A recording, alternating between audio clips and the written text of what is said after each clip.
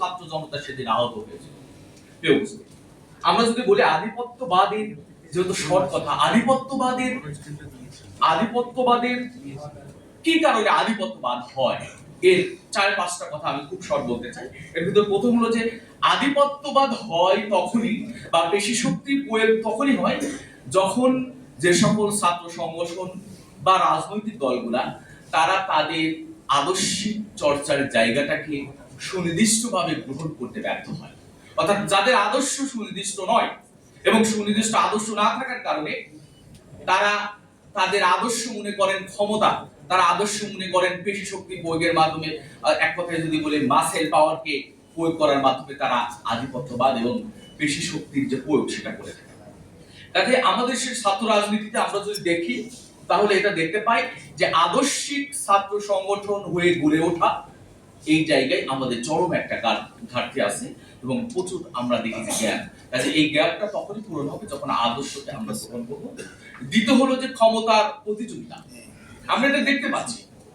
যে ক্ষমতার শুধুমাত্র নির্বাচন হয়ে গেছে 12 ফেব্রুয়ারিতে, এরপরে অলরেডি বাংলাদেশে শুধু বিরোধী দলীয় এরকম একাধিক ব্যক্তিকে হত্যা করা হয়েছে এবং আমরা গতকালকেও দেখেছি একজন ব্যক্তি মারা গিয়েছে যিনি হলেন বিরোধী দল হিসেবে মাঠে ময়দানে ভূমিকা রাখতেছে। ক্যাম্পাসে একই, বিভিন্ন ক্যাম্পাসে আবার আগের মতোই চরিত্র ফিরে আসা হয়েছে, শুধুমাত্র নিজেদের ক্ষমতায় টিকে থাকার জন্য একটা অসম প্রতিযোগিতা তারা করে যাচ্ছে। তৃতীয়ত হলো যে রাজনৈতিক সংস্কৃতির প্রভাব, অর্থাৎ এটা হলো আমি মনে করি বাংলাদেশের ছাত্র রাজনীতির আধিপত্য এবং পেশি শক্তি প্রয়োগ করে যে কালচার, এটা গড়ে ওঠার মূল জায়গা হলো বাংলাদেশের ছাত্র রাজনীতিতে বড়দের রাজনীতি দ্বারা প্রভাবিত হওয়া,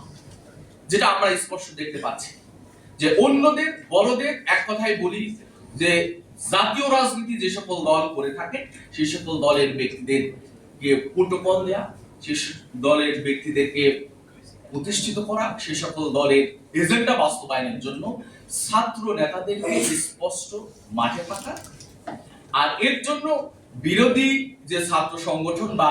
সমমনা ছাত্র সংগঠন বা অন্য ছাত্র সংগঠনের প্রতি নগ্ন হস্তক্ষেপ, পেশি শক্তির প্রয়োগ এবং আধিপত্যের বাস্তবায়নের জন্য বিভিন্ন রকমের কর্মকাণ্ড করে থাকে। কাজেই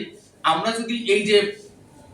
জাতীয় রাজনীতির যে নগ্ন হস্তক্ষেপ ছাত্র সংগঠনগুলো থেকে যদি আমরা উঠায় নিতে পারি, এই কালচারটা যদি আমরা সবাই বাংলাদেশের রাজনীতিতে যদি আমরা শুরু করতে পারি, তাহলে আমি মনে করি যে এই জায়গায় অবশ্যই পেশি শক্তি এবং আধিপত্যের এই জায়গা থেকে আমরা বের হয়ে আসতে পারবো। সংগঠনের নেতৃত্ব